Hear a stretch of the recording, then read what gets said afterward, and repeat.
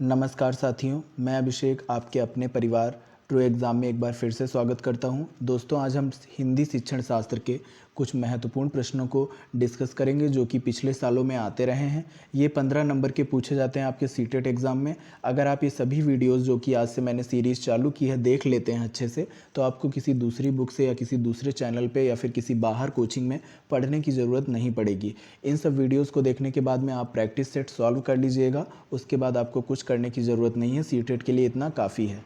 तो चलिए शुरू करते हैं। आप पूरे वीडियो को शुरू से लेकर अंत तक ध्यान से देखेंगे तो ही आपको समझ में आएगा। अच्छे से पूरे वीडियो में बने रहिएगा। वीडियो को अभी से लाइक कर दीजिए और अपने सभी दोस्तों के साथ शेयर कर दीजिए और इस चैनल को भी सब्सक्राइब कर लीजिए जिससे आगे आपको इसी तरह के वीडियोज़ मिलते रहें। साथियों, यहाँ पे पहला प्रश्न है, उपचारात्मक शिक्षण की सफलता निर्भर करती है। ए ऑप्शन है भाषिक नियमों के ज्ञान पर, बी ऑप्शन है समय व अवधि पर, सी ऑप्शन है समस्याओं के कारणों का सही पहचान पर, डी ऑप्शन है उपचारात्मक शिक्षण की सामग्री पर। यहाँ पर उपचारात्मक शिक्षण की सफलता किस पर निर्भर करती है ये पूछा गया है। तो उपचारात्मक जो शिक्षण होता है उसमें आप क्या करते हैं, मतलब उपचार करते हैं। जिस तरीके से डॉक्टर उपचार करता है उसी तरीके से। और निदानात्मक में क्या करते हैं, निदान करते हैं, मतलब जो भी समस्या आ रही है बालक को उसका पता लगाते हैं। और जबकि उपचारात्मक में उस समस्या के कारण को सॉल्व करते हैं। अगर पता लगाना होता तो निदानात्मक होता और उसका उपचार करना होता तो उपचारात्मक शिक्षण में वो आ जाता है। तो यहाँ पे सी ऑप्शन सही हो जाएगा, समस्याओं के कारणों की सही पहचान पर। उपचारात्मक शिक्षण की सफलता इसी बात पर निर्भर करती है कि समस्याओं के कारणों की सही पहचान हो। अगला क्वेश्चन देखते हैं।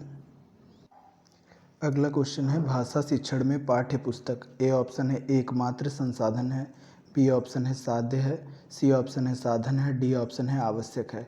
तो यहाँ पे आपको सबसे सही ऑप्शन कौन सा लग रहा है? जिस भी चीज़ में एकमात्र लग जाएगा वो पूरी तरीके से गलत हो जाएगा क्योंकि ये नेगेटिव है। साध्य नहीं हो सकता, आवश्यक तो है, लेकिन यहाँ पे सबसे ज़्यादा जो सही आंसर है वो आपको चूज़ करना है, तो वो सी वाला है, साधन है। भाषा शिक्षण में पाठ्य पुस्तक एक साधन का काम करती है, वो एकमात्र संसाधन नहीं है या फिर साध्य नहीं है, सिर्फ एक साधन है।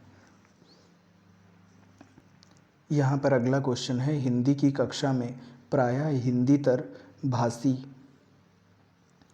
बच्चे हिंदी सीखने में अनेक कठिनाइयों का सामना करते हैं क्योंकि ए ऑप्शन है वे मन लगाकर हिंदी नहीं सीखते, बी ऑप्शन है हिंदी सीखने के प्रति उनकी अरुचि होती है, सी ऑप्शन है हिंदी बहुत कठिन भाषा है, डी ऑप्शन है प्रायः हिंदी और उनकी मातृभाषा की संरचना में अंतर होता है। तो यहाँ पे जो ऊपर के 3 ऑप्शन हैं वो सही नहीं लग रहे हैं क्योंकि किसी न किसी में इस तरीके से दिखाया गया है कि वो नेगेटिव लग रहा है। डी वाला ऑप्शन बिल्कुल सही हो जाएगा। यहाँ पे प्रायः हिंदी और उनकी मातृभाषा, मतलब उनकी जो भी मातृभाषा होती है उसमें संरचना में थोड़ा सा अंतर होता है, इसीलिए उनको कठिनाई का सामना करना पड़ सकता है। तो ये था इसका आंसर। नेक्स्ट क्वेश्चन देख लेते हैं। कहानी सुनाने से ए बच्चे प्रसन्न होते हैं, बी बच्चे कक्षा में एकाग्रचित होकर शांत बैठते हैं, सी बच्चे अनुशासित रहते हैं, डी ऑप्शन है बच्चों की कल्पना शक्ति व चिंतन शक्ति का विकास होता है। तो यहाँ पे डी वाला ऑप्शन एकदम सही हो जाएगा कि बच्चे की कल्पना शक्ति एवं चिंतन शक्ति का विकास होता है। भाई, कहानी शिक्षण के माध्यम से आप यही तो सिखाते हैं। कहानियों के माध्यम से, कहानी प्रविधि के माध्यम से आप बच्चों को उनकी कल्पना शक्ति का विकास करते हैं, साथ ही साथ उनकी चिंतन शक्ति का भी विकास कर सकते हैं। कहानियाँ मनोरंजन की भी अच्छी साधन होती हैं। तो कहानी सुनाने का जो उद्देश्य होता है वो बच्चों की कल्पना शक्ति और तर्क शक्ति का विकास करना होता है।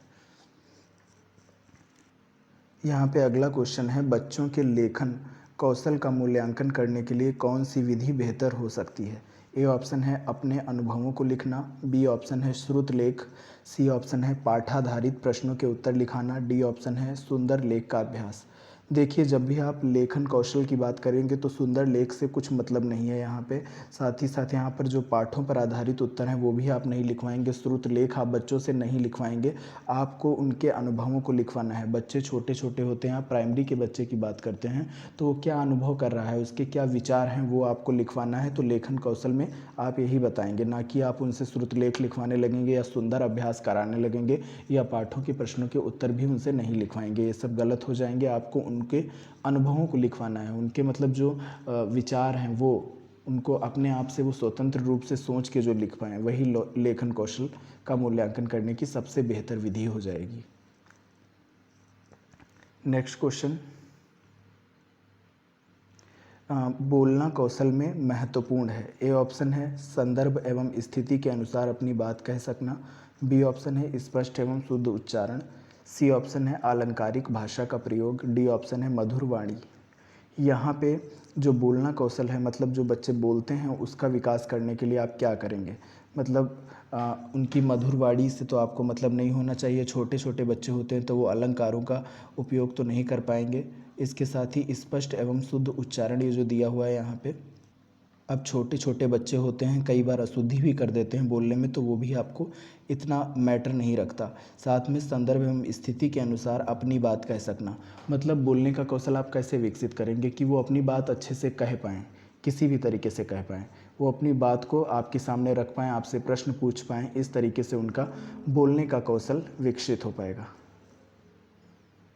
अगला प्रश्न है, एक भाषा शिक्षक के रूप में सबसे बड़ी चुनौती है।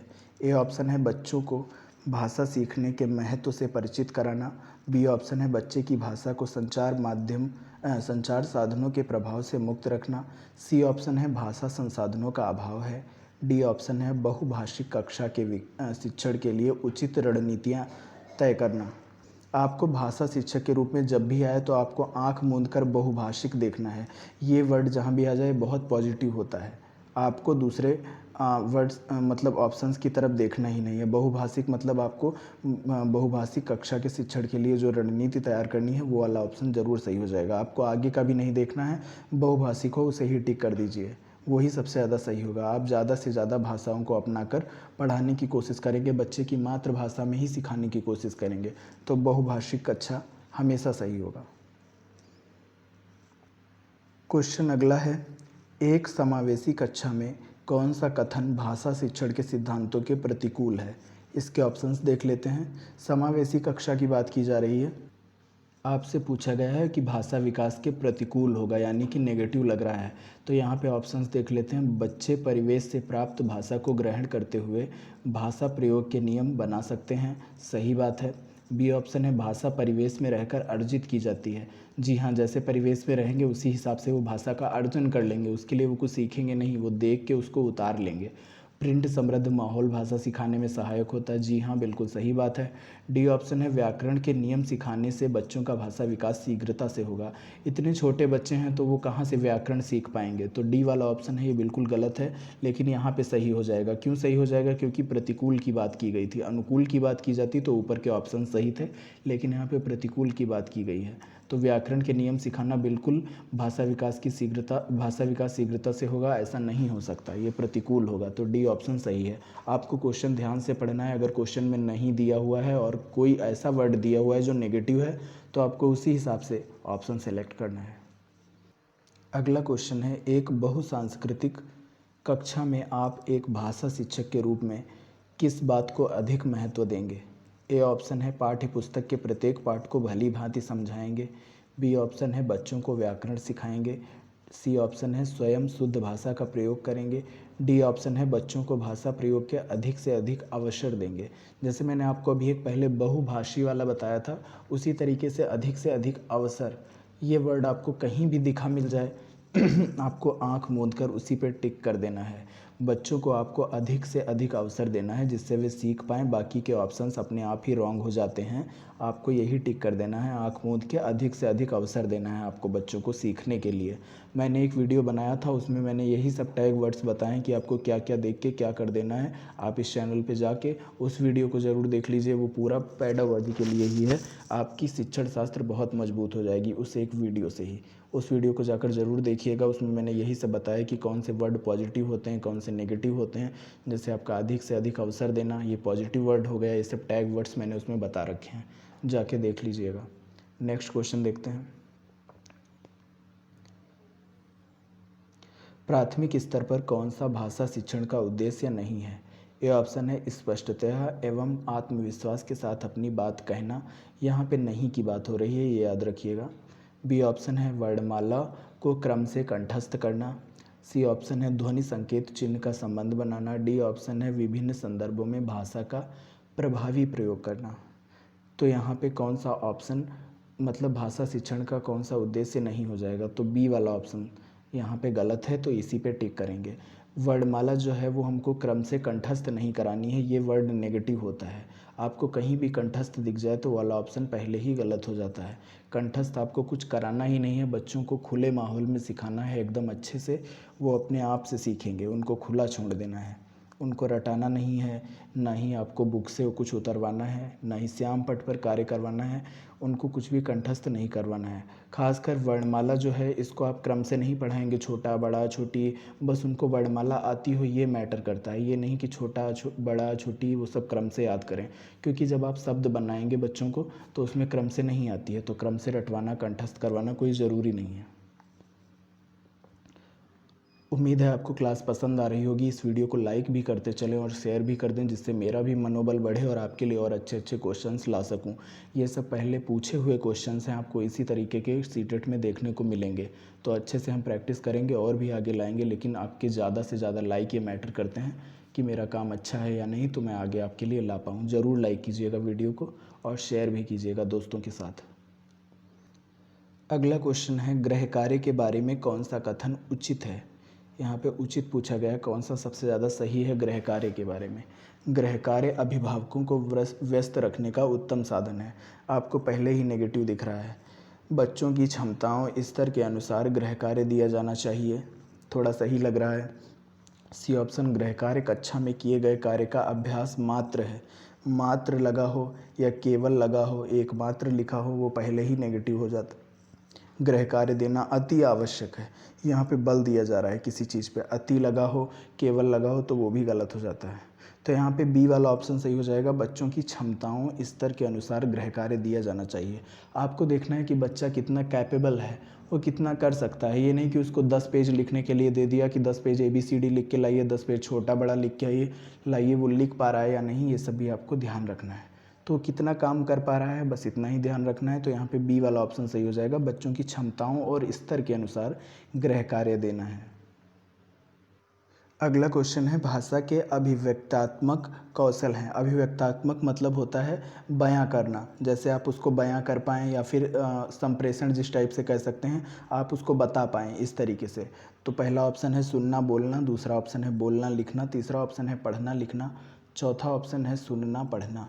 तो देखिए सुनना जिनमें है वो तो पहले ही गलत हो गए, क्योंकि सुनना आप जब सुनते हैं तो कुछ बयां नहीं कर रहे होते हैं।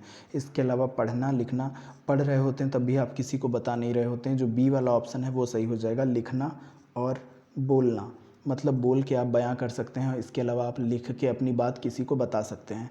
तो जो अभिव्यक्तात्मक है वही यही कौशल हो जाएगा कि बोलना और लिखना। उम्मीद है आप समझ गए होंगे। अगला क्वेश्चन है, प्राथमिक स्तर पर बच्चों प्राथमिक स्तर पर बच्चों की भाषा शिक्षा के संदर्भ में निम्नलिखित में से कौन सा कथन असत्य है। यहाँ पे असत्य ध्यान रखिएगा, यहाँ पे असत्य पूछा गया है। ए ऑप्शन है, बच्चे समृद्ध भाषा परिवेश में सहज और स्वतः रूप से भाषा में परिमार्जन कर लेंगे। ये बिल्कुल सही बात है। बच्चे भाषा की जटिल और समृद्ध संरचनाओं के साथ विद्यालय आते हैं, बिल्कुल सही बात है। नेक्स्ट है, बच्चों की भाषा संकल्पनाओं और विद्यालय में प्रचलित भाषा परिवेश में विरोधाभास ही भाषा सीखने में सहायक होती है।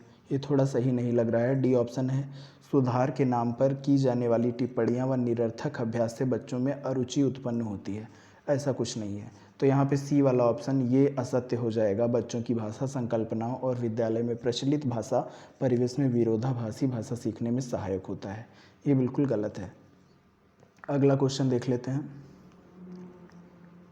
भाषा कौशलों के संदर्भ में कौन सा कथन उचित है।